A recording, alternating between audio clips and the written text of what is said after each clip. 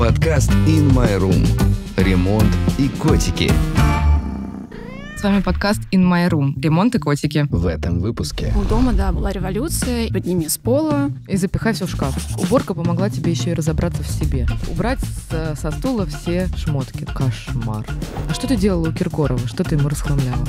Всем приятно жить в порядке. Хламушник свой. Подкаст In My Room. Ремонт и котики. Всем привет, я Ника, и с вами подкаст In My Room. Мы, как обычно, здесь говорим о всяких полезных темах о доме, ремонте, путешествиях и не только. Кто не слушал нас ранее, очень рекомендую, каждый для себя что-то да найдет. А сегодня у нас в гостях гуру порядка, человек, который поможет расхламиться и не утонуть в собственных вещах. Это Лидия Хазова. In My Room. Ремонт и котики.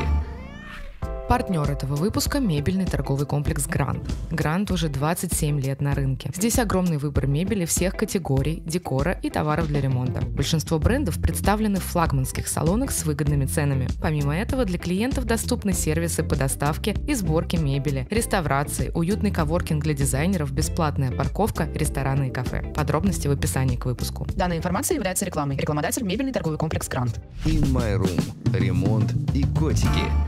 И я напоминаю, что наш подкаст есть на всех платформах, так что легко нас найти и легко подписаться, чтобы не пропустить интересные выпуски. А еще не забывайте подписываться на наш телеграм-канал In My Room. Напоминаю, что все картинки и дополнительные материалы, о которых мы сегодня говорим, будем выкладывать туда. Слушайте нас до конца, потому что в течение выпуска я назову промокод со скидкой на товары маркетплейса In My Room. In My Room. Ремонт и котики. Как дела? Очень волнительно, ты знаешь, я никогда не думала, что буду по эту сторону микрофона. Я же была журналистом очень долго и привыкла быть на твоей стороне, но, надеюсь, я справлюсь с новой для себя ролью. Ну, тогда уже не такая уж и роль новая. Слушай, ну если ты была журналистом, расскажи о себе. Вот ты так кардинально поменяла свое дело. Расскажи, с чего все началось и как ты к этому пришла. Очень неожиданно. Я долго работала журналистом, окончила журфак МГУшный, писала для Forbes, потом работала в маркетинговых и стратегических коммуникациях в крупных компаниях. А потом мне попала в руки книга «Магическая уборка» Мари Кондо. И как-то она попала, видимо, в нужное время, в нужный час. А сколько времени назад это было? Это было 4 года, может быть, 5 назад. И как-то я сразу советы все начала применять на практике. Мне она очень зашла, легла на душу. И я просто была дико поражена, что у меня происходило дома. Это был какой-то переворот, революция. Мы с мужем были молодой семьей с маленьким ребенком. Знаешь, не пенсионеры, которые прожили всю жизнь вместе и нажили добра. И при этом было... Все равно нажили добра. Все равно нажили добра. Что для меня было абсолютно неожиданностью. Мы оба, естественно, старались соблюдать порядок, как-то ухаживали за домом. И все равно было огромное количество вещей, которые оказались не близки мне. Знаешь, как девочки все время разбираются, обычно весной, осенью. Все смотрят свой гардероб. Это модное, не модное, ношу, не ношу. Я тоже так разбирала. Мне казалось, что у меня все в порядке. Но вот эта вечная проблема, когда ты в выходные убрался, в субботу все посвятил уборке, потом в понедельник, вторник у тебя опять все вылезло из шкафа. Какие-то как это знакомо. Вещи снова на спинке стула там, и так далее. И просто кажется, что уборка не заканчивается. В общем, дома, была революция, и у меня была куча инсайтов обо мне, про мою жизнь. То есть тебя так поразила эта книжка, ты нашла какие-то инсайты для себя и начала расхламляться, да? С расхламления все началось? Да. Я просто узнала новую систему уборки. По сути, я говорю, все убираются, и кажется, что это само собой разумеющееся, все умеют убираться. На самом деле нас никто этому не учит. как говорят родители детям обычные идеи, уберись у себя в комнате. Что это значит? Подними с пола, чтобы запихай все в шкаф. Да, запихай все в шкаф, чтобы на глазах не валялся. Я помню, что мне какие-то странные советы попадались, типа заведите себе ящик, куда вы будете скидывать какие-то вещи, которые разбросаны, да, вот перед гостями, например, будете скидывать туда, что валяется. Я думаю, какая классная идея. Надо себе организовать такой ящик, какой-то шкафчик. Ну, то есть какие-то совершенно странные советы попадались, которые я сейчас уже понимаю, да, спустя время, что, боже, какой бред вообще. Если вспоминать какие-нибудь статьи, которые попадаются про порядок, ну, я сейчас уже спустя время понимаю, что это все не работает. Вот, есть система, это там японка, да, которая уже очень-очень давно существует на рынке, бестселлеру, я уж, кстати, не скажу, сколько лет. Мари сама вошла в рейтинг 100 самых влиятельных женщин мира по версии журнала Times. Она помогла разобраться со своим порядком всему миру. Ну, очень многих, на самом деле. То есть, в общем, началось все с меня. Потом я начала изучать, куда я могу пойти учиться. Посмотрела российский рынок, европейский, знаешь, как журналист все изучила, американский, и поняла, что меня зажгла Мари. Она действительно поменяла мою жизнь. И я хочу идти учиться к ней. И пошла на курс. Прошла практику, сдала ты прям экзамен. Лично с ней училась? Я вообще... Или это были какие-то... Это в России было курсы? Нет. Ближайшая точка, где можно пройти курс офлайн, это Лондон. К Москве ближайшая точка. И я собиралась лететь туда, проходить все это офлайн, но случился карантин. И они впервые открыли онлайн-курс, поэтому я все проходила онлайн. Но практику, естественно, ты проходишь офлайн, ты ищешь своих клиентов. Это были мои знакомые, знакомых. Все начиналось бесплатно, просто на голом энтузиазме. Я до сих пор, в принципе, так работаю. То есть я просто почувствовала, что у меня такие глобальные изменения внутри, в доме, в жизни. И я хочу, чтобы каждый человек хотя бы раз в жизни это попробовал на себе. То есть ты, когда начала расхламляться, у тебя жизнь поменялась? Ну, да, в процессе. Например, что поменялось? Вот, если вернуться. Сколько у тебя, во-первых, лет это заняло? Вот сколько лет ты назад начала этим заниматься? 4 года я так занимаюсь вплотную, да, можно сказать, что вот это моя профессия уже 4 года почти. Инсайтов было огромное количество, то есть тут же совершенно другой подход. Как я тебе сказала, ты разбираешь там гардероб и так далее, свои вещи не по принципу, насколько они функциональные, модные, в каком состоянии, как часто ты ими пользуешься, во-первых, ты думаешь, для чего тебе эта уборка. Это не уборка ради уборка. Да, ты как дизайнер на самом деле, когда ты разговариваешь с клиентами, ты обязательно спросишь, как вы видите свою жизнь, планируется ли расширять семью. То есть такой еще психологический подход у тебя к своим клиентам? Однозначно, да, мне очень важно понять цели, задачи, что человек будет делать дома, как он хочет себя чувствовать, проводить время и так далее. Вот, то есть я точно так же про себя думала, и достаются все вещи. Все, что там где-то на антресолях лежало, все я это доставала у себя. Нашла, например, старые публикации для журфака еще для поступления. Нашла старый фотоаппарат. Ты их выкинула? Нет.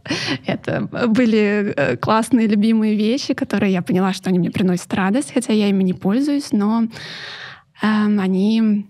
Такое можно оставлять. Потому что у меня есть даже тетрадки со школы, которые остались с периода обучения французскому языку. Я вот в них не заглядываю, но в них столько труда, усердия, любви, и мне рука не поднимается их выкидывать. Вот с точки зрения организатора порядка, такое можно не выкидывать? Если ты достаешь, и тебе искренне там приносят эти вещи радость, тебе хочется это полистать, конечно, это нужно оставлять. Также у меня эти вещи принесли мне классные воспоминания, и у меня было прямо озарение. Я подумала, что, я с детства люблю писать тексты, люблю фотографировать, у меня всегда это хорошо получалось. И я могу вести блог, потому что мне это интересно, потому что, это я. Не потому что это модно, это нужно всем делать сейчас, хотя я многим своим друзьям говорила, что у тебя такая классная жизнь, давай веди свой блог. Но на себя я это наложить никак не могла, где я, где блогеры. И тут вот через уборку я поняла, что я хочу искренне и могу это делать. Это вот один, из таких инсайтов. Когда ты разбираешь гардероб, ты понимаешь, как ты хочешь выглядеть. Например, я в процессе поняла, что вот эта офисная одежда, которая у меня висела в шкафу, у меня там от этих рубашек в полосочку вообще-то рябит в глазах. И был такой негласный дресс-код. Нужно было красиво выглядеть. Все ходили там на каблучках, в офисе, в рубашечках, в юбках, карандаш. И тут, когда ты искренне себя спрашиваешь, тебе эти вещи приносят радость или нет, как оказалось, мне они радость не приносили. В общем, уборка помогла тебе еще и разобраться в себе. Однозначно вот эти фразы, когда порядок там дома, порядок в голове, вот это вот все. Быт определяет сознание, моя любимая фраза. Я думаю, что это в две стороны работает, и туда, и обратно, но связь действительно есть. То есть если мы там с тобой поговорим сегодня про людей действительно с большой захламленностью, то, как правило, все-таки это люди, у которых депрессия, что-то у них случилось, и так это сказывается на... Нет хорошей жизни, они захламились. Да. In My Room. Ремонт и котики.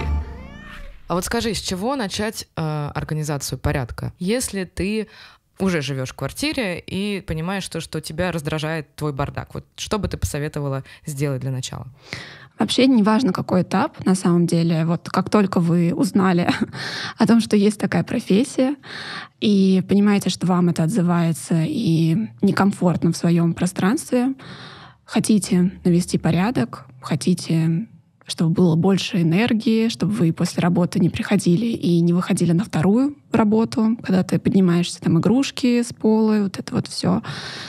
Обращайтесь к специалистам сразу. Ну вот смотри, ты говоришь про специалистов. Давай немножечко сейчас отойдем от специалистов. Да, вот если ты сам начинаешь, понятное дело, что самый короткий быстрый шаг — это обратиться к специалисту. Но вот, не знаю, может быть, сегодня кто-то нас послушает, озарение какое-то придет и скажет, вот я сейчас хочу начать пока без специалиста для себя. Вот с чего начать? Подумать про свой образ жизни. Просто остановиться и вообще представить, куда вы идете, какие у вас цели, чего вы хотите добиться, как вы хотите чувствовать себя дома. И это могут быть очень абстрактные такие вещи, и человек может сразу... например, я тебя спрошу, ты мне, может быть, сразу не разложишь. Так, там, Лида, я буду вот это хочу жить так-то, так-то. Например, у меня были мысли, что я хочу жить в квартире с ощущением моря. Вот знаешь, когда ты приезжаешь на море, в новый отель, заходишь, и там все такое вот по местам, все так вот ничего лишнего. Но у тебя и вещей с собой не так много. И вот, и вещей, немного, и у тебя какое-то предвкушение новых встреч, новых эмоций. Вот мне хотелось, вот этих ощущений. Я понимала, что я не могу свою квартиру перенести из Москвы к морю. Но спустя время я понимаю, что я к этому пришла. Я приехала в новую квартиру, и из окон видно в основном только небо. И там можно попредставлять, такие высотки, можно попредставлять, что это горы светлые. И вот правда такое ощущение появилось. То есть все равно мы можем поиграть с цветом штор, с вот этого порядка мне хотелось, как в гостинице, чтобы все было вот прям идеально. И у меня получилось этого добиться. То есть остановиться, подумать, что вы хотите. Давай тоже на конкретном примере. У меня была клиентка, с которой мы обсуждаем, смотрим квартиру. И это молодая семья, у них нет детей. И девушка говорит, что, естественно, они хотят ребенка, но пока она не понимает вообще, возможно ли это в этой квартире. Места нет. И мы смотрим помещение, понимаем, что самое адекватное место для кроватки, для пеленального столика — это в спальне родителей, рядом с кроватью родителей. А здесь стоит старая швейная машинка, которая не работает, на которую сваливаются вещи, как на стул. И просто человек открыл глаза, как будто он ее не замечал, тут заметил, и понял, что не нужна эта машинка, нужно освобождать место для кроватки. Девушку продала. Эту машинку купил человек, который занимается ими, собирает их. На Авито починил и был счастлив. А у девушки появилась скоро кроватка. То есть, остановиться и подумать вообще, провизуализировать, для чего вы это делаете. Если ты хочешь расхламиться здесь и сейчас, на секунду подумай, как ты хочешь жить. А вот следующий этап. Вот убрать со стула все шмотки, да, вот это я сейчас так для себя представила. Может быть, еще какие-то есть факторы, которые тебе помогут захотеть начать преображение своего порядка? Да, нет, шмотки можно оставить. Первый шаг — просто подумайте, как хочется. Если человека все устраивает, у него там захламленное пространство, он себя чувствует отлично. Вот многие говорят, мне нужно там с мамой поработать, с сестрой, с кем-то. Вообще оставьте этих людей в покое. Если им комфортно, замечательно, пусть так и живут. Первый шаг — понять, что вам некомфортно, понять, какие у вас проблемы. Дальше начинаем не с того, что вот бесит, да, не с каких-то маленьких вещей. Это очень энергозатратно поднимать все вот эти маленькие штучки. Нужно идти большими шагами и начинать с гардероба. Вы вынимаете всю одежду, все. И потом живете неделю с одеждой на полу. Все, что на антресолях, все вот эти коробки до беременности, после беременности, на следующую беременность, на если похудею, если потолстею, вот все вот это достается. Я сейчас на самом деле не преувеличиваю. Серьезно, у очень многих людей все так и устроено. У меня есть подруга, у которой вещи со школы еще есть, и она не может их выкинуть. У меня был случай, когда у клиентки... Больше 30, если что.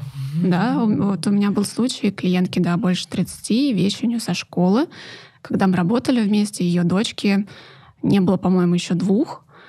И у нее была огромная коробка вот этих школьных вещей. Она говорила, что ее дочка будет носить их. Кошмар. Ну, как бы я, на самом деле, тут нету никаких строгих правил, да, и там я не могу сказать, что вот если у вас есть такая коробка, срочно ее выкидывайте. Вообще нет. Может быть, у вас там классные какие-то вещи. Винтажные. Да, абсолютно нормально. Но там точно не было никакого винтажа. Это уже вещи, которые были сейчас, супер неактуальны. И я не даю никаких советов, я только задаю аккуратные очень вопросы. Например, носила ли ты вещи от мамы?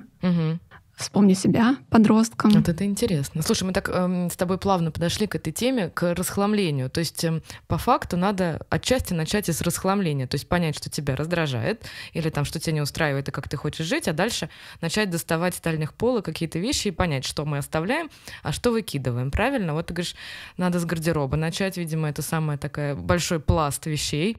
Как вот понять все-таки, как что-то выкидывать, что-то нет, да? Вот не только касаемо гардероба, вот если касаемо расхламления в целом. Как понять, вот есть такая теория Плюшкина, да, вдруг понадобится какая-то вещь, а вот что я буду это выкидывать, вот я с родителями, например, борюсь все время на эту тему, там, а вдруг этот смеситель понадобится, там, вот он такой, я говорю, сейчас такой большой выбор, он не понадобится. И так вот по кирпичику складывается огромная стена из всякого непонятного хлама, который скапливается. Вот как понять, что действительно пригодится, а что нет? Вот подумали про свой образ жизни, дальше все достаем. И ключевое, мы сопоставляем эти вещи с тем образом жизни, да, с той идеальной картинкой, к которой мы стремимся. И второй момент, приносит ли вещь радость. Это нужно прочувствовать, это нужно понять. Мы с тобой говорили про скептиков, да, про тех, кто как-то негативно относится к теории вот этой японки, да, Мари Кондо. Да, говорят, что сейчас вообще критикуют ее, что ее система не работает. Многие про это говорят. Да, и что это такое, как эта вещь приносит радость, например, как сковородка может приносить радость, просто вот такая утилитарная вещь. На самом деле даже сковородка приносит радость, если она не тяжелая, не чугунная, не знаю. Да, неважно, от бабушки осталась сковородка. Не пригорают блинчики, не пригорают она блины. Хороша. Да, если наоборот, скорее она не приносит радость. Просто На таких вещах это сложнее прочувствовать, гораздо легче это понять на одежде. Очень часто подсказывает тело, как тело ведет себя, как реагирует на эту вещь. В общем, вот забыть, что модно, не модно, как досталась эта вещь, тоже уже наверняка знаешь такое, что там от свекрови вещи, это любимые у клиентов, там сервиз какой-нибудь или что-нибудь подарили на свадьбу, нужно хранить, или какое-нибудь страшное постельное белье, которое никто никогда не постелит. И оно не нравится, но хранится. Да, не нравится, радости абсолютно не доставляет. А куда это все отдавать, если что? Куча сервисов, огромное количество. Я про Москву, больше знаю, но по другим городам тоже знаю, что их огромное количество. Просто выбрать территориально, куда удобно отвезти. Кстати, более того, есть куча сервисов, которые бесплатно приедут к тебе домой и заберут. Кстати, я тоже, иногда таким пользуюсь. Они потом распределяют по людям, которые нуждаются в этих вещах. Поэтому здесь может быть какая-то полезная история, связанная с благотворительностью. Абсолютно, да. Но даже если это не будет благотворительность, это будут какие-нибудь барахолки, которые за деньги. Продадут дешево эти вещи, но все равно они найдут своих хозяев. И причем они забирают и продают, казалось бы, абсолютный хлам, который другим оказывается полезен, как вот эта старая швейная машинка или какие-нибудь CD, DVD, диски. Я знаю, что в сфере кино многие ходят по таким барахолкам и ищут специфичные вещи, поэтому... Реквизит, он не отменяет ничего. In My Room. Ремонт и котики. Кто чаще пользуется твоими услугами, мужчины или женщины? Конечно, женщины, но мужчины, к моему удивлению, тоже пользуются. Я бы сказала, что 30% — это мужчины, 70% — женщины. 30, на мой взгляд. Это много. Это очень много. Они, наверное, без женщин живут, да? В основном. Дай-ка подумать. Скорее, да. Либо это какой-то... Сколько много одиноких мужчин. Да, слушай. И либо это какое-то совместное решение, то есть и муж, и женщина обратились вместе, они оба участвуют в этом процессе. Вообще, когда я начинала, я думала, что мужчин не будет абсолютно. Так что да, для меня это удивительно. И еще, знаешь, многие говорят, что вот я убираюсь, а мужчины такие-сякие, носки разбрасывают. Вообще в бардаке виноваты всегда мужчины. Да, зубные тюбики не закрывают, зубной тарелки пастой не моют, да. Ничего не делают. По моей практике тоже, мне кажется, что мужчины более организованные, больше любят порядок. Им очень интересна эта тема. Многие женщины даже обращаются и говорят, что вот у меня мужчина прям супер перфекционист. Ему очень важно, чтобы все вещи лежали аккуратно, как-то по цветам, по ячейкам. При этом эти мужчины часто какие-то топ-менеджеры, руководители, предприниматели. И я думаю, что они просто понимают, насколько важно для них время, как порядок помогает им экономить время, энергию. И есть еще категория женщин, интересная, которые обращаются без ведома мужчин. То есть не рассказывают, что... это такие традиционные семьи, как правило, где полностью быт лежит на женщине, все хозяйство, порядок на ней. И мужчины не понимают, зачем тебе нужна помощь в этом. И они втихаря вызывают тебя, и потом говорят, что это они так разобрались, и у них такой порядок, да? Да, кто-то... Вот он лайфхак девушки. Да, и я когда первый раз с этим столкнулась, думаю, какие умные женщины, вот это да.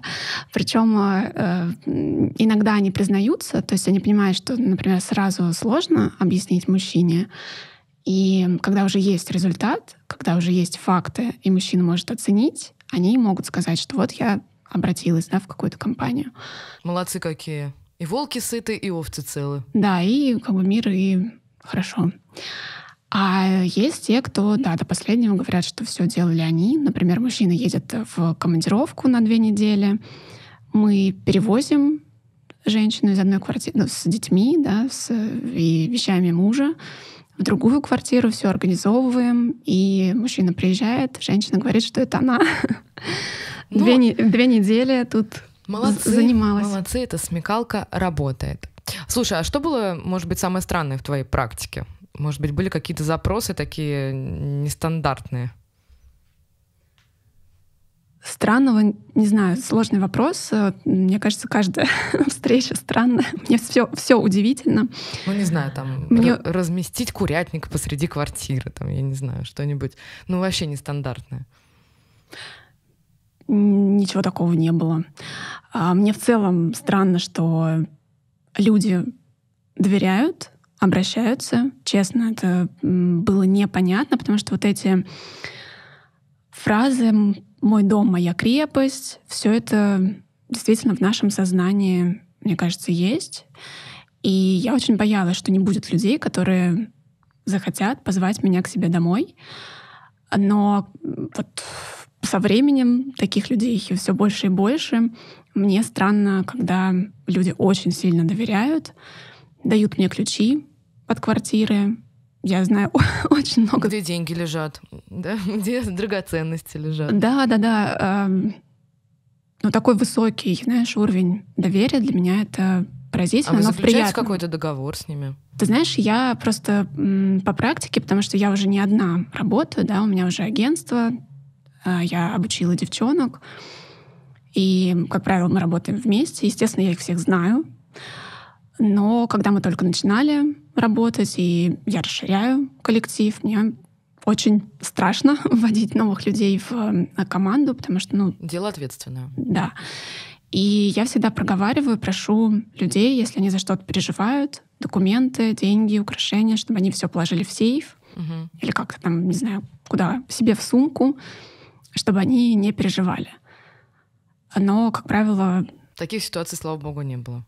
Наоборот, более того, мы очень часто находим какие-то вещи, которые давно искали, которые, да, мы, естественно, отдаем, и люди очень радуются. Там и телефоны, да, какая-то техника, украшения. Вот буквально недавно клиентка сказала: Лидия, вот здесь в шкафу где-то потерян конверт с деньгами. И я его закинула куда-то, но не могу найти уже долго. Если вы найдете, будет классно.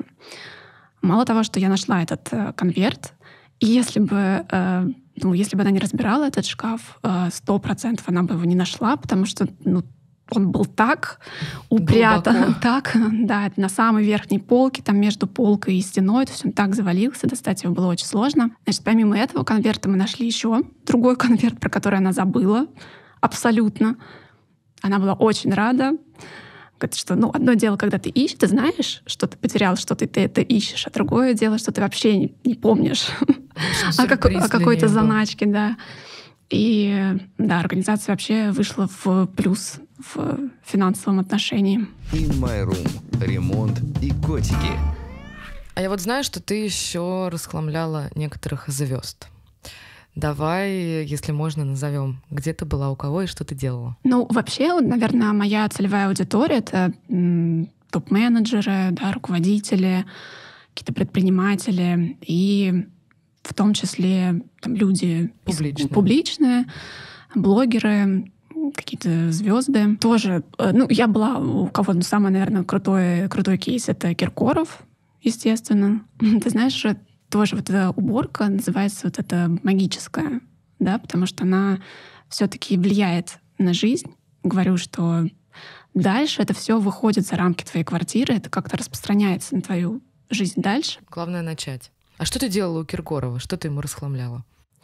Мы организовывали кабинет, такую зону прихожей, гостиной, не делали гардероб. Самое интересное, что есть у него в доме, мне кажется, это гардероб. Ты знаешь, но я в итоге, когда поработала, подумала, что, наверное, мне этого хватит. Там было что разобрать. Да, прикосновения к звезде такого мне достаточно, потому что, наверное, если бы мы работали над гардеробом, то я бы больше ничем не занималась. На год бы там застряла. Да, только год мы бы разбирали гардероб. Как успешно это все прошло? Филипп остался доволен? Да, все отлично. Он оказался очень сентиментальным человеком, который хранит разные поделки от фанатов, знаешь, вот это вот то, что рассыпается, разваливается, клей отваливается, блестки отлетают. Уже можно было бы попрощаться с этой вещью, но Филипп говорит, что нет, это от фанатов, нужно беречь, хранить. Все сохраняли. У него, наверное, уже как музей «Поле чудес» там да, с подарками. Да. Вот молодец хранит. Какой. Приятно. In My Room. Ремонт и котики. Давай немножечко вернемся к порядку, да, в квартире, да, все-таки какие-нибудь, может быть, прикладные советы мы из тебя выпытаем. Давай попробуем разобрать каждое пространство в квартире немножко по отдельности, да. Мне кажется, что самое захламленное место в квартире, вообще самое такое место популярное с точки зрения того, где мы больше всего проводим времени и больше всего всяких каких-то вещей, это кухня. Ну, у меня такое впечатление. Вот давай попробуем начать с нее. Как хранить правильно вещи на кухне или как правильно их разобрать? Вот какие-то прям топ полезных советов в этом месте. Давай попробуем вычислить. Ну, ты абсолютно права. Кухня, наверное, самое захламленное место, потому что если гардероб девочки как минимум разбирают 2 раза в год, то к кухне реже подходят. И я бы не начинала с нее, не советовала бы с нее начинать. Лучше все-таки начинать с одежды. Гардероба, как ты говорила. Да, но про гардероб мы поговорили. Вот все, да. Мы гардероб разобрали, условно говоря, и все, мы вот на кухне оказались. И что мне делать? Подожди, значит, после одежды у тебя должны быть книги, бумаги. Ага, то есть мы не на кухню сначала идем. Потом, и только потом мы добираемся до кухни. То есть сначала нужно кабинет после одежды пойти? Или где у тебя там вот это Смотри, логика какая. На самом деле от клиента к клиенту эта последовательность может меняться, потому что тебе нужно идти от самой простой категории к сложной. Если ты пойдешь в кабинет и будешь там разбирать все, в том числе какие-то подарочки, открыточки, письма, то ты очень сильно застрянешь. Это сентиментальные вещи, к которым ты должна... Прореветься, да, там да, ты должна дойти в самом конце. Плюс тебе нужно научиться понимать вот эту радость. Приносит ли мне эта вещь радость? Тут со всех сторон классно кухню оставить где-то на середину, потому что разобрав гардероб, разобрав одежду, как правило, освобождается что-то в прихожей, например, еще что-то там в кладовках. И когда ты доходишь до кухни, ты можешь что-то с кухни перенести в другие зоны. Какие-то запасы, например, там варенье, компот, мясорубку, которую, может быть, ты достаешь 1 раз в год, ты можешь это перенести в коридор или куда-то еще. Ты уже освободишь место на кухне. Дальше все как и по другим категориям. Ты все это достаешь, собираешь однотипное вместе, убираешь всю просрочку. Ника, сколько просрочки на кухнях, сколько жуков, тараканов, всякой пищевой моли было найдено. И часто это из-за неправильного хранения. На самом деле много-много всего хочется говорить. Холодильник — это вообще отдельный такой бастион просрочки.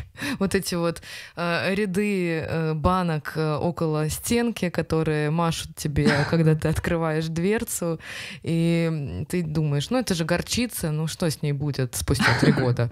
А она, оказывается, полгода только годна. Холодильник, вот это действительно баночки, еще всякие слепые зоны, такие глухие углы, туннели, если они есть на кухне, глубокие полки, которые используются неправильно. Если у вас глубокие полки, нужно поставить туда что-то объемное, какую-то утварь, большую, миски, блендер, не знаю, что-то объемное. Часто туда кладут снеки, всякие крупы, баночки за баночкой. Естественно, какая-нибудь баночка потеряется. Баночка, в которой... умрет там своей смертью. Да, это прям страшно, когда достаешь эти банки, в которых кишит просто живность. Скажи, вот нужно ли декантировать в таком случае всякие там крупы, макароны? Я вообще за адекватность. И на всякий случай, если наши слушатели не знают, что такое декантировать, это пересыпать из некрасивой упаковки в красивую подписанную баночку. Часто упаковка красивая. какая-нибудь... всякое шуршащее, вот это вот все, то, что неприятное. Мне кажется, это к тому, что как ты себе представляешь свою кухню, как ты проводишь свой день, там, твое идеальное утро.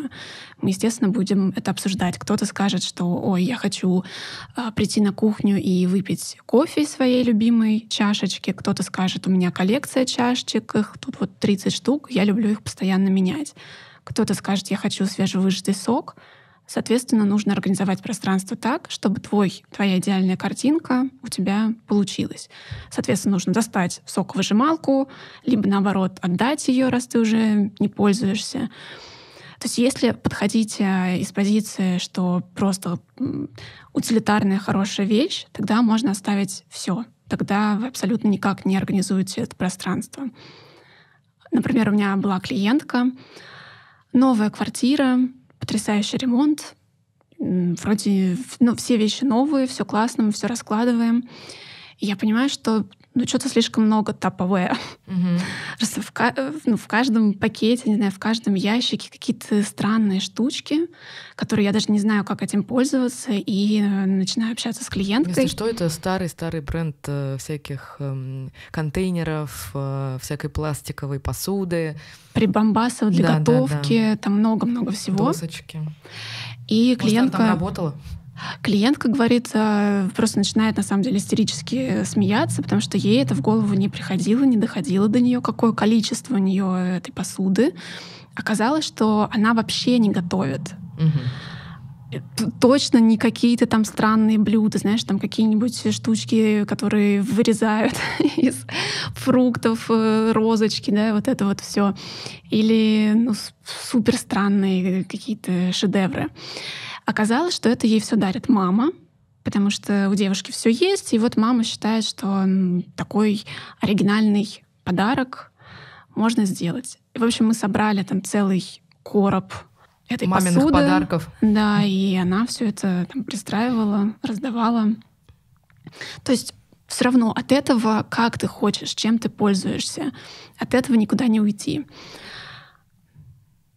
Очень часто люди, например, если мы говорим про ремонт, про переезды, сейчас же есть такой тренд, когда отказываются от верхних шкафов. Думаю, ты о нем слышала? Да, более того, мы очень часто такое снимаем, потому что хочется, чтобы в пространстве кухни-гостиной зачастую кухня не выглядела как кухня или была более воздушная и не настолько сильно место занимала, не давила, как говорят дизайнеры. Поэтому, да, действительно тренд, когда не используются верхние шкафы, но это, как ты правильно говоришь, от образа жизни зависит. Да? Вот, например, я не могу себе такого позволить, мне некуда будет распихивать посуду тогда. Ну вот, кстати, интересно тебя даже спросить, справляются люди, или вы не открываете там ящики, не смотрите? Открываем. Ну, я думаю, что это тоже, наверное, заранее обговорено, да, потому что люди, которые такие делают вещи, скорее всего, они заранее понимают, что они так живут. Или там дизайнер нам проговаривает то, что там клиент сказал, что он особо не готовит, он там питается в ресторанах или, например, там заказывает еду, не любит готовить, нет времени, разные бывают причины. У него не так много посуды, не так много всяких гаджетов для готовки, поэтому ему эти верхние ящики и не нужны. Или там девушка одна живет, и там что, и приготовить нужно только 2 конфорки и там, не знаю, 2 кастрюльки. Вот как бы они с этим справляются. Кто не справляется, я думаю, что они в процессе жизни уже понимают, что им нужны какие-то дополнительные места хранения, и они уже, соответственно, там могут в гостиную какой-то шкаф докупить, там, да, если кухня не предполагает. Или все-таки повесить этот несчастный шкафчик. Ну, я думаю, это дело исправимое, да, но действительно тренд такой есть, да. Ну, не знаю, конечно, просто не хочется исправлять после ремонта. Да, дизайнер мне показывает проект, где нету верхних шкафов. Я прихожу в старую квартиру к клиентке, смотрю кухню и понимаю, что тут столько всего, что вы, вы не вместитесь. И, естественно, нужно с человеком общаться, объяснять, и до человека доходит, и он начинает расхламляться. Недавно у меня была клиентка, новая квартира, тоже новые шкафы, и нам пришлось переделывать практически все шкафы во всех комнатах, потому что... Их наполнение, в смысле? Да, наполнение, потому что было спроектировано без учета того, что будет храниться. Или с учетом, но не понимая, как лучше. В общем, хранить. Главный инсайт по поводу кухни — это посмотрите, как вы жили до этого. И сколько вам нужно было места, чтобы разместить все свои прибамбасы? Ну, сделать переоценку, знаешь, если раньше было куча чая, это же тоже вот классика. Все любят дарить чай, привозить из поездок какое-нибудь варенье из шишек и так далее. И все это хранится, забивает место. Если люди понимают, что они любят чай, ну, значит, должна быть зона, да, нужно место для этого. Либо они будут его передаривать и как-то менять свой образ жизни. То есть все это в любом случае про образ жизни. Согласна. Давай из кухни переместимся, например, в прихожую. У кого-то есть хранение в прихожей, да, а кто-то, у кого позволяет место, делают там, например, какую-то гардеробную при прихожей, чтобы она выглядела более просторно. Но давай возьмем более распространенный вариант. Все-таки, когда прихожая есть, и в ней нужно организовать какой-то шкаф, какую-то обувницу, вот как лучше организовать прихожую с этой точки зрения? Вот представить, как вы заходите в дом, что вы делаете. Вам нужно, да, поставить обувь, сумку, скинуть ключи, да, вытащить что-то из карманов, там какие-то платочки, жвачку, карточки и так далее. Да, все любят простор, чтобы ничего не было, но визуальный шум убирать. Да, но делают какие-нибудь открытые полочки, куда это все сваливается. Плюс, если у вас дети или домашние животные, например, собака, да, там же куча всего. У меня у собаки свой гардероб. У собак вообще очень люблю эту тему. Тоже должно быть пространство под их вещи. Соответственно, там поводок, одежда какая-то, пакетики для уборки. Ребенок. Еще больше всего. Там разные рюкзаки под разные занятия. То есть вот просто провести ревизию, что вам нужно. Значит, вам нужны штанги, нужны крючки. Если ребенок, то подумайте, чтобы штанга или крючки были на уровне по росту ребенка. Сейчас очень модно раннее развитие, монтессори, самостоятельность ребенка. Но когда мы говорим про ремонт квартир, где есть дети, очень часто про детей забывают полностью. И все прям так отвечают, что будет няня или кто-то заниматься ребенком. На мой взгляд, это неправильно. Дальше нужны обязательно выдвижные ящики, потому что вот эта мелочница, куда сваливается все, какие-то монетки. Моя любимая тема — это миска со всей мелочевкой. Но мы о ней чуть позже поговорим. Или давай сейчас поговорим. Давай. Она, наверное, находится у всех в прихожей, скорее всего. Это миска, которой все свалено. Это мелочь, это карточки, это пуговицы, какие-то старые ключи от старых замков. Что с ней делать? У всех 100% у всех она есть. 100%, да, у всех. В начале, когда я только прихожу. Потом мы ищем выдвижные ящики. Если мы проектируем, то всегда в прихожей у меня будут выдвижные ящики. То есть эта миска перекочевывает в ящик просто, да, но от нее никуда не деться. Нет, она трансформируется. В ящике у тебя разные лоточки, по которым ты разбиваешь. Здесь ключи мужа, здесь мои ключи, здесь бабушки, здесь карточки, которые ты берешь в магазин. В общем, нужны органайзеры для этого дела. Обязательно. Вот хорошая тоже тема. А где это же коробки, наверное, какие-то, да? Вот как понять, какие тебе нужны органайзеры, коробочки, что-то для хранения, такой став? Нужно смотреть какие-то аккаунты людей, которые тебе нравятся, смотреть, как организовывают пространство, спрашивать, где это можно купить. На самом деле тема большая и сложная. Ушла Икеа, мест стало... И Икеа — это не все потребности наши организаторские покрывала. Сейчас стало еще сложнее. И я иногда из своего профессионального интереса хожу на выставки всяких производств, которые органайзеры в том числе делают. И очень-очень мы медленно шагаем в сторону симпатичных органайзеров, качественных. Все еще остается в цветочек, с какой-то жуткой вязью, салатовая, оранжевая. Но какие лучше вот все-таки, на что обратить внимание, даже вот при нынешних возможностях где-то что-то купить, что вот точно тебе понадобится? Вот там топ-3 вещи для организации порядка. Да, во-первых, я бы сказала, что это раздвижные разделители бамбуковые. Ну чтобы можно было регулировать размер. Да, они бывают разных цветов. Я обычно подбираю их под цвет ящика. Есть они на маркетплейсах. Нужно только измерить свой ящик выдвижной и подобрать по размеру, потому что можно ошибиться. Не рекомендую брать пластиковые, лучше бамбуковые. Смотрите на жесткость.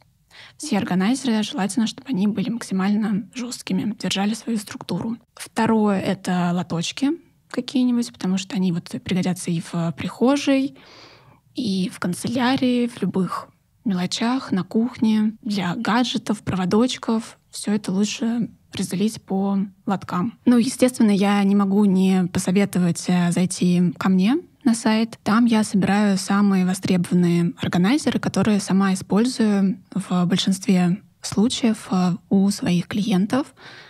Это то, что я проверила, то, что мне нравится. И если говорить про лоточки для всяких мелочей, например, есть хороший российский производитель. Посмотрите, кстати, его очень рекомендую. Эконова называется. Есть лотки Idea. Это их название. Посмотрите, очень классные. И третий — это, наверное, какие-то короба. Без коробов все-таки не обойтись. Из Икеи это был короб Барьера, прямоугольной формы. Прозрачный? Он был и прозрачный, и белый. Мои любимые прозрачные, чтобы сразу видно было все, что там лежит. Размером где-то 20x30. Может быть абсолютно любой короб, который нравится. Есть аналог российский Сканди от Эконова. Качество пластика похуже, но функцию выполняет. Можно использовать какие-то подручные средства, короба, которые у вас остались из-под подарков, техники. Пожалуйста. В общем, в прихожей нужно, возвращаясь к этому, да, главное купить какие-нибудь распределители, чтобы вот эту всю мелочь, которая, как обычно, в прихожей у нас собирается, да, распределить. А что бы ты сказала про санузел? Тоже такое интересное место, где всякие баночки, скляночки, шампуни, полотенца. Как там лучше все распределить? Еще куча полотенец, которые должны висеть. Это все начинает раздражать глаз. Что бы ты там посоветовала сделать? Я очень люблю встроенные полочки. Маленькие, знаешь, когда не нужно вешать никакие полки. Они очень сильно загрязняются, вот этот налет известковый, все это чистить, в общем, все это выглядит неопрятно. Поэтому встроенные полочки — это самое лучшее. Знаю, что дизайнеры иногда отказываются, потому что не хотят отрезать от стены эти 10-7 сантиметров, но это лучшее решение. Если можно его сделать, это самое классное. Еще бывают вот эти полочки в какой-нибудь непросматриваемой зоне, вообще в углу каком-то так расположено. В нише. Да-да-да, в какой-то нише, что это просто ты этого не видишь, ничего не просматривается, это супер классно. Потом тоже выдвижные ящики, либо какой-то стеллаж снова с маленькими полочками. Либо стеллаж, либо зеркало. Зеркало, за которым есть маленькие полочки. Зеркало-шкаф. Потому что в ванной у вас только пузырьки, маленькие объекты. Если у вас будут большие полки, пользоваться этим будет неудобно. Это будут предметы за предметом. Вы потянетесь за дальним, впереди все упадет, все перемешается, и будет бардак. Да, терпеть такое не могу.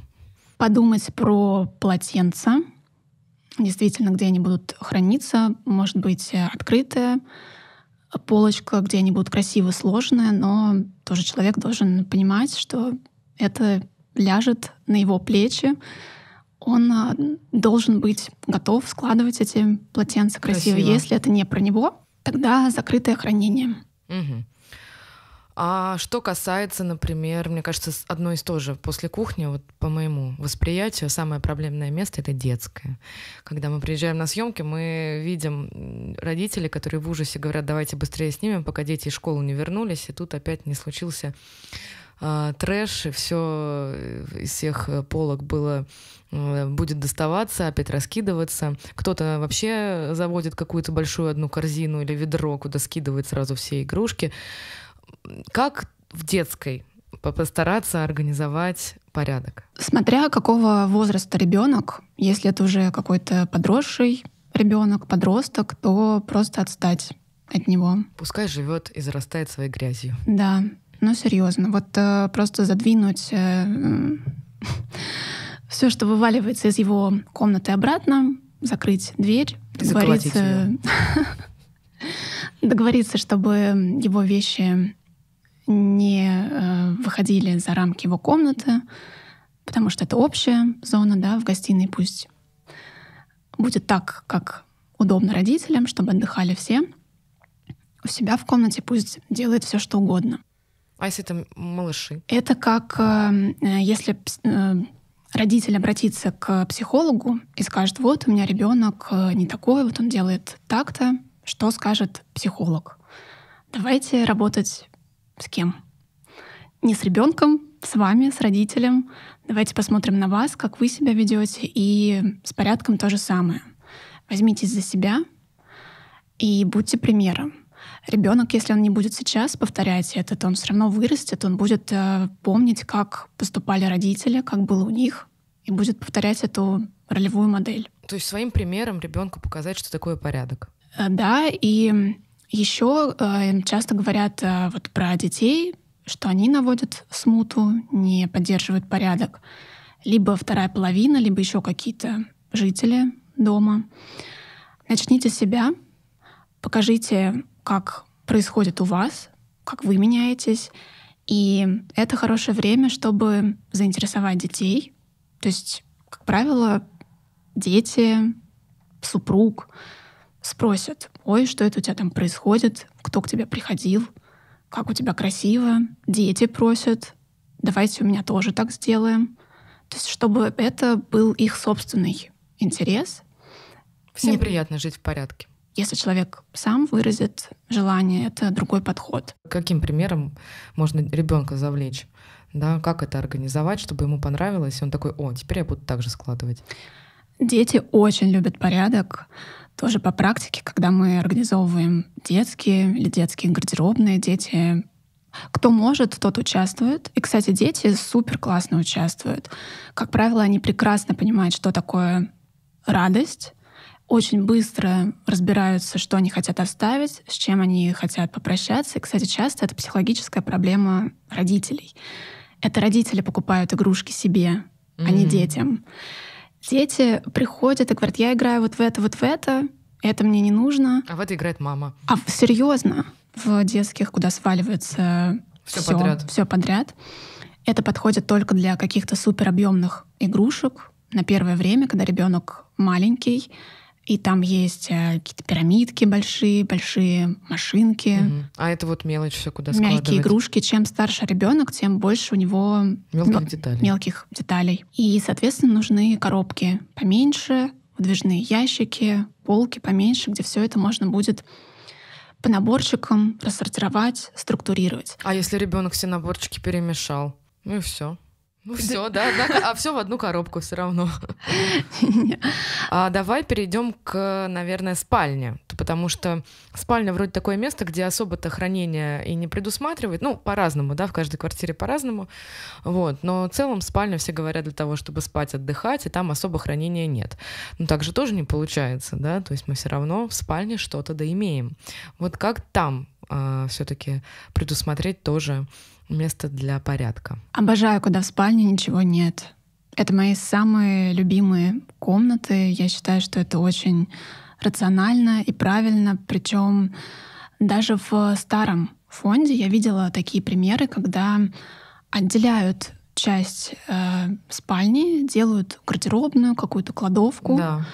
И нету шкафов, нет ничего. То есть максимум какой-нибудь комод с бельем, прикроватная тумбочка, куда ты положишь книжку. Ой, это, кстати, тоже моя боль. Прикроватные тумбочки? Да, вообще дизайнерская мысль, она прекрасна, творческая, но с точки зрения хранения Часто вот эти прикроватные тумбочки — это такие арт-объекты, в которых непонятно вообще, что и как Давай так, хранить. нужен ли ящик в тумбочке? Потому что многие просто даже пни ставят. Ох, ну с точки зрения хранения, да. Опять же, что вы делаете в кровати, что вам нужно? Подумайте. То есть если это мама с маленькими детьми, и дети постоянно у нее в кровати, они там у нее засыпают, там, ой, как много всего нужно, начиная от книжек детских, заканчивая там памперсами. А вот для себя любимый кремушек для рук, там, не знаю, гигиеничка. Ну, наверное, это мамы... Это то, о чем мамы в последнюю очередь думают. О себе. Да, А но... вот если нет детей, вот начнем сначала. Да, вот для себя, если продумывать спальню, все-таки, наверное, все равно нужен, да, какой-то ящик и какое-то место хранения. Да, какой-то ящик, либо какая-то коробка, какой-то шкатулка, что-то, куда вы сможете спрятать вот эти все мелочи, потому что, естественно, просто на открытой поверхности это не будет смотреться симпатично. Это будет хлам. К сожалению, да. Промокод для маркетплейса In My Room в этот раз у нас хранение. In My Room. Ремонт и котики. Давай разберемся еще в одной теме. Это мы уже начали про нее говорить и продолжим. Это гардеробная, да? У кого-то гардеробная — это и есть кладовка, да? У кого-то это две разные зоны. Мне кажется, это очень важные зоны, если есть возможность сделать это в своей квартире. Давай начнем, наверное, с гардеробной. Как правильно хранить одежду? То есть есть ли какие-то правила, по которым можно следовать и сохранять свой порядок? Согласна, это очень важная зона. Мне кажется, ее недооценивают.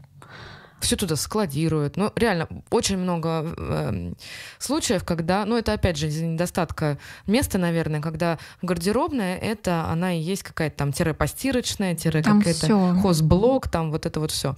Но давай начнем с одежды, да, все равно как бы разделяя эти моменты. Как правильно хранить одежду? Ее, как правило, больше всего всегда. Есть какие-то лайфхаки, рекомендации к кухне, к одежде, ко всему. Но на самом деле никаких правил четких, конкретных, которые можно перечислить раз, два, три, делай только вот так, и у тебя будет порядок, абсолютно нет. Вот я 4 года занимаюсь, через меня прошло очень много людей, десятки семей, и я до сих пор не перестаю удивляться, насколько люди разные. Вот ты ходишь по домам, да, наверное, тоже это замечаешь. Ну конечно, да. Это просто у меня в голове не укладывается. То есть не было еще приблизительно похожих 2 людей. Значит, один клиент скажет, что он предпочитает хранить вещи на штанге, другой скажет, это неудобно, я буду складывать. Кто-то скажет, не принципиально, я буду вешать брюки через перекладину. Для кого-то это очень важный момент, и человек будет хранить брюки в полную длину. Кто-то скажет трикотаж только на вешалку, потому что иначе он мнется. Кто-то скажет, вы что? Обязательно вешаем, обязательно складываем, потому что на вешалке он будет растягиваться. У меня может быть какое-то свое мнение, как я считаю, но комфорт клиента все равно в приоритете. У меня все равно есть у тебя какие-то правила, вот, которые ты из раза в раз по ним идешь? Посмотреть на свою одежду, на ее длину. В первую очередь, да, если про девушек мы говорим, измерить самое длинное платье, самый там длинный какой-то кардиган. И дальше распланировать, сколько места тебе нужно под длинную одежду, сколько под короткую ты предпочитаешь складывать или вешать. Дальше нужно понимать, для чего полки, для чего штанги, для чего выдвижные ящики. На полках лучше не хранить какие-то мелкие предметы. Футболки, маечки, что-то тоненькое, что занимает мало места. А где их лучше хранить? Если на полке выстраивается башня из этой тонкой одежды, вы берете одну футболку, у вас все переворачивается, и на полке хаос. Лучше вертикальное хранение в выдвижном ящике, либо вешать на штангу. А ты учишь своих клиентов вертикально складывать? Вот я не могу вертикально складывать, у меня не получается. А ты пробовала? Да. Ну, все время я в итоге их вот так вот, как бумагу закидываю. Ну, значит, тебе нужна штанга. Ну, очень много всяких мелочей, вот как ты говоришь. Вот сейчас про них думаю скорее. Штанга для топика — это слишком. Ну, почему? Смотря какой топик, иногда мы вешаем и пижамы. Знаешь, какие-нибудь такие Не, ну это шелковые, понятно, да. Вот очень если красиво вот эта вот смотрятся. мелочь пузатая на лямочках, что-то маленькое, что-то под одежду, которая одевается, все равно не получается вертикального хранения. Видимо, может быть, какой-то туториал нужен. Есть видео на YouTube, посмотри, как складывать. Ну, даже если ты не хочешь, не можешь, ты раздели на секции выдвижной ящик и какое-то ранжирование проведи. Здесь у тебя белые топы, здесь темные, уже будет структурирование и упорядоченней. На полках, соответственно, хорошо положить свитеры, толстовки, что-то объемное, сумки, обувь. Чем проще хранение будет, тем лучше. Очень не люблю пантографы, брючницы, какие-нибудь... А почему не любишь пантографы? Мне кажется, что это усложняет систему, это удорожает проект, пантограф съедает место. Могу допустить, что он может пригодиться, когда вы храните что-то несезонное, да, и хотите сразу все видеть, там какой-нибудь третий ряд штанг. Окей, в каких-то ситуациях я могу согласиться, но если это повседневное хранение, лучше его не использовать. Устанете его опускать, еще зависит от качества пантографа. Бывает, его опускаешь, он поднимается наверх, съедает много места с боков и посередине, особенно какая-нибудь там объемная ручка, ну и удорожает. Брючницы тоже не советую, лучше штанга, помещается больше. И аксессуары, наверное, тоже нужно продумать. Куда? Очки всякие там, ремни. Еще разные системы бывают сложные, там какие-нибудь супер полки под обувь, которые выкатываются, крутятся. Вот это тоже лучше все не использовать. Чем проще, тем лучше. Чем проще, тем лучше. По поводу аксессуаров. Наверное, замечала, что любят в гардеробных, в каких-нибудь шкафах делать прозрачные ящики. Да, они разделены еще между собой. Можно как на витрине выдвинуть, посмотреть. Мне очень нравится такое решение. Оно не работает, да? Ты так ехидно улыбнулась. Ну, ты видела красивые примеры, когда там красиво... Все красиво разложено, конечно, перед Серьезно? съемками у нас. Ну, все готовятся, у нас нет такого, что прям бардак какой-то. Мы предупреждаем, что убираться нужно. Тоже нужно посмотреть, какие аксессуары. Если есть какая-то объемная бижутерия, красивые объемные украшения, не минималистичные, гвоздики, какое-нибудь тоненькое колечко, тогда это будет красиво смотреться. И если этого нет, то ремни, часы без подушечек не будут там смотреться. И там будет собираться что? Какие-нибудь карточки, деньги, записочки. Опять миска с мелочью перекочует туда. Опять все, что вытряхивается из сумок.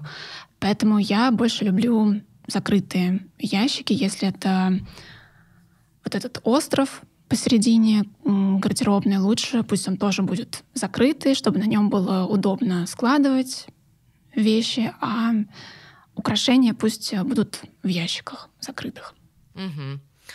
А что касается, может быть, крупногабаритные всякие вещи, как правило, они складываются тоже либо в гардеробную, либо в кладовку. Вот 100% видела в гардеробных всегда хранятся чемоданы почему-то. Вот. У кого-то лежат какие-то ковры наверху, лыжи, сноуборды. Вот по твоему мнению, где это лучше хранить? Это правильное место или это тоже нужно выделять под них что-то отдельное? Я стараюсь, чтобы хранение было и функциональным, и эстетичным. У меня вообще такая философия, чтобы в шкафах, в каком-то закрытом даже хранении было так же красиво, как и вот в интерьере, да, в привычном, что делают дизайнеры. Чтобы вы открыли шкаф, и это было продолжением вашего интерьера. Вы не бежали срочно его закрывать, если пришли гости, да, и прятать какой-то вот этот хламушник свой. Да, и поэтому красивые чемоданы могут спокойно жить в гардеробе. А страшненькие куда девать? Особенно если вы, правда, часто ездите в командировки, пусть они живут, ничего против не имею. Единственное, если вы не ездите в командировки и ездите 1-2 раза в год отдыхать, то пусть чемоданы будут наверху, а не внизу, в этих нишах дурацких, которые постоянно проектируют. Лыжи, сноуборды, что там еще может не супер привлекательно выглядеть. Санки. Лучше, естественно, продумать, куда это можно убрать в закрытое хранение. И если прям совсем нет кладовок, каких-то мест, смотрите кровати с хранением. Угу. Это туда часто... влезает габарит. Да, часто спасает, в том числе и чемоданы можно убрать, какие-нибудь сумки дорожные, вещи для будущего ребенка, на беременность и так далее. Либо, если тоже вот все забито, ничего нет, значит, нужно подумать над тем, чтобы арендовать кладовку. Ну, это уже совсем серьезный шаг такой. Слушай, на самом деле тоже куча сервисов и много доступных с разными услугами. Это дорого вообще, наверное. Ну, разный. Ну, рынок зависит. От какой цены, например, может быть кладовка? Не знаю, надо смотреть, какие там параметры. Очень-очень разные. Зависит от того, если там страховка, пожарная сигнализация, если там возможность архива, то есть там, вплоть до того, что могут найти вещи по запросу. Например, ты сдаешь документы. Вот у меня была такая клиентка, у которой мы, к сожалению, не нашли место, где хранить документы. У нее такой бизнес, по которому документы нужно хранить в течение долгого времени. И у нее они стояли в коробках за спиной, за рабочим местом. Ей это было очень неудобно, жуткий дискомфорт, плюс это постоянное напряжение, что ты отвечаешь за эти документы. И она сдала их в кладовку с пожарной безопасностью, со страховкой. И звонила очень радостная, благодарная, что она сняла с себя этот груз ответственности. И переложила его на чужие плечи. А продолжая такую тему кладовки гардеробной, давайте теперь про кладовку, да, подумаем. В кладовке, как правило, размещают там постирочные зоны. Ну, мне кажется, это отчасти логично, да, что там стирка какая-то, какие-то вещи. Но вот кладовка — это, как правило, это, наверное, какие-то запасы по еде, это какие-то вещи, которые не касаются одежды. Вот здесь, возможно, тоже ты дашь какой-то совет, как правильно и что вообще надо хранить в кладовке, под какие вещи лучше ее предусмотреть. Нужно, опять же, проверить, что у вас есть, и про все предусмотреть место, ни про что не забыть.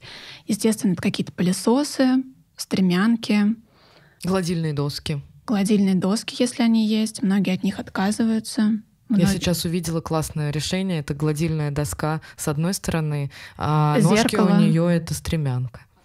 Да, вот это прям хочу купить.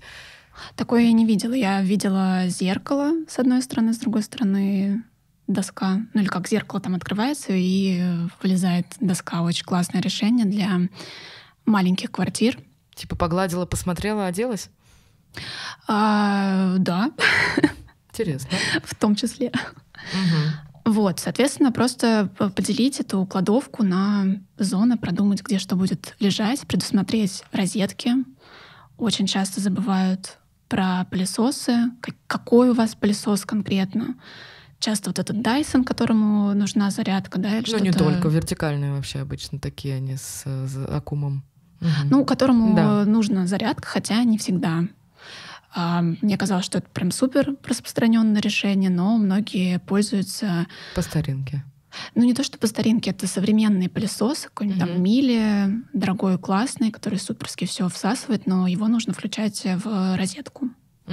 А вот скажи, пакет. Всегда пакеты с пакетами в пакете хранят, да? У нас пакет с пакетами есть. А вот как хранить, например, пакеты? Его тоже надо в кладовку, наверное, засовывать? Может быть, есть какой-то у тебя лайфхак для пакетов? Мне кажется, это больная тема многих. Ой, пакеты, да, это моя больная действительно тема, потому что, как правило, они занимают самые удобные места. Они всегда нужны. Самые удобные выдвижные ящики, вот все самое классное пространство, где можно было бы разложить какие-то важные вещи, открываешь, там лежат пакеты. Ну что ж, куда же их девать? А пакеты, естественно, нужны на кухне, потому что мусор, мусор. что-то там собрать обязательно.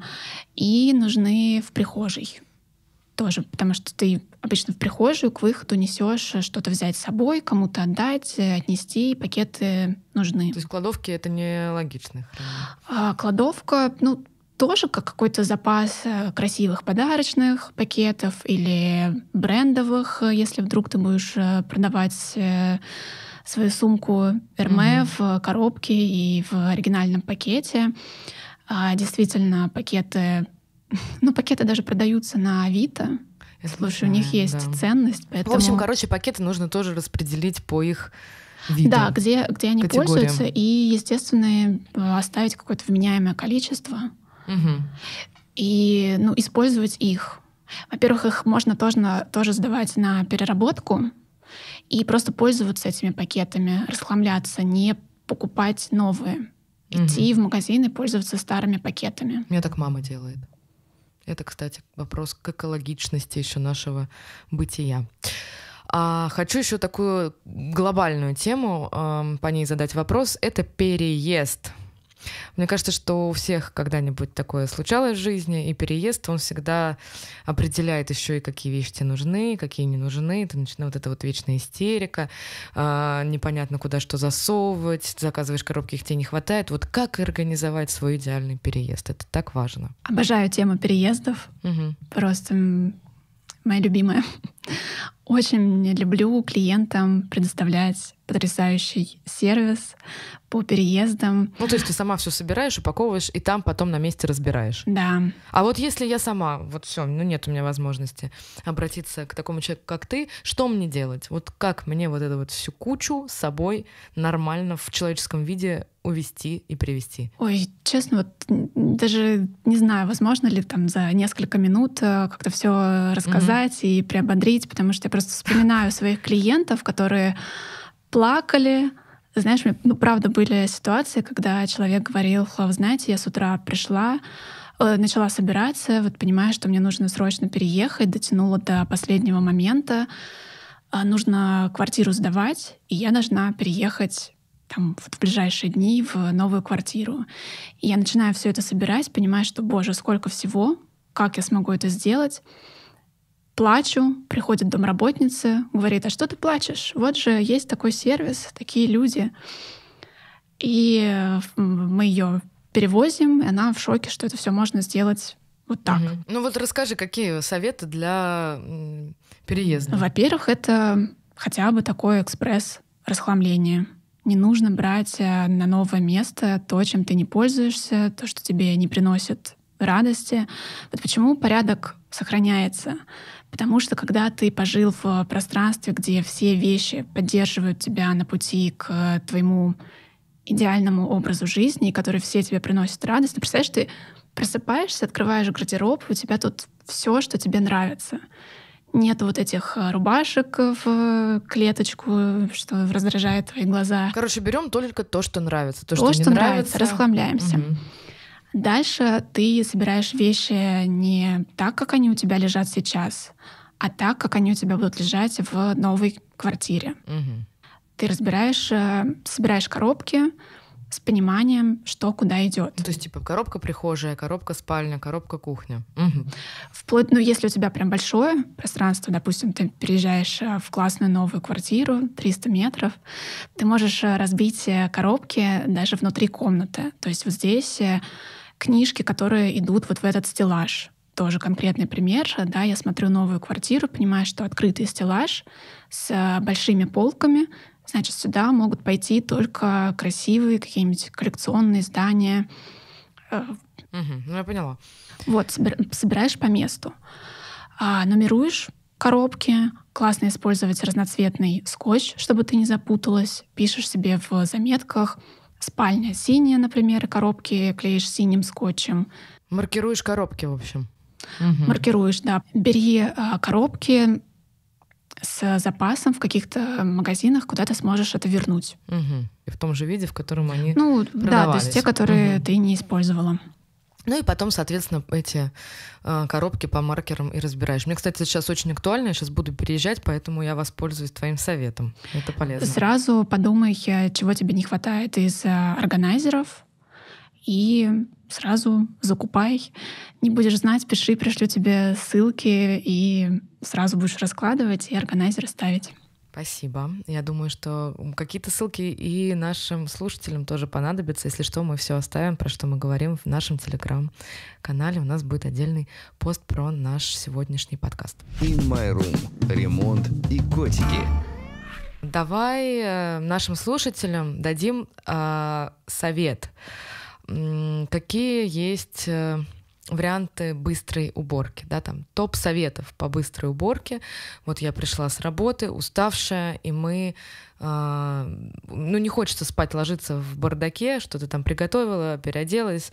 Вот как так сделать, чтобы не тратить на это много времени, а сразу был порядок, например? Вот топ твоих советов. Ха-ха-ха.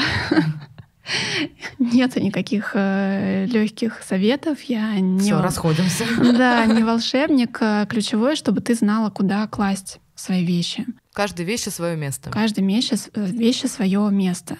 Проблема заключается в том, что люди каждый раз думают, как лучше организовать, куда лучше положить сумку, да, или вот эти мелочи из кармана. И на это тратят время. Если ты один раз отведешь места под все вещи, у тебя не будет проблем. Я помню, когда только вот начинала у себя, организовала игрушки, вещи ребенка, и муж у меня втянулся в эту систему, и ребенок маленький, он до сих пор маленький, может устать, не убирать свои вещи, и это абсолютно нормально. Мы убираемся вместо него. И муж поднимал игрушки, и я до сих пор помню его фразу, когда он сказал, что «Боже, как это просто все элементарно, быстро поднять с пола и раскидать по своим ящикам», потому что у всего было свое место, и оно было удобным. То есть главный совет — это изначально продумать, как мы говорили в начале, затем понять, где что лежит, и тогда уже не будет никаких проблем с тем, что мы приходим домой, мы уже все равно свои вещи раскладываем на свои места и живем в порядке. Продумать эту структуру и вот прочувствовать один раз, как классно, все по местам. Нету лишних вещей. У меня ровно столько, сколько мне надо, да. И когда ты поймешь, что это такое классное ощущение, тебе просто захочется его придерживаться. Даже если ты придешь, устанешь, окей, у тебя какое-то время будет бардачок небольшой, потом ты проснешься, и тебе захочется эти вещи раскидать обратно по своим местам. Спасибо тебе большое за твои прекрасные советы, которые, я надеюсь, помогут нашим слушателям, и мне в частности, жить в порядке, в красивом месте, правильно переехать и вообще, наконец-то, сделать порядок, который будет держаться долгие-долгие годы и раз и навсегда. Спасибо тебе. Пожалуйста, обращайся. Слушайте нас на всех площадках, читайте нас на сайте Дзене и смотрите на YouTube-канале. Ну и не пропускайте наши новые подкасты, потому что там будет еще много всего интересного и полезного. Всем спасибо и пока. Подкаст In My Room. Ремонт и котики.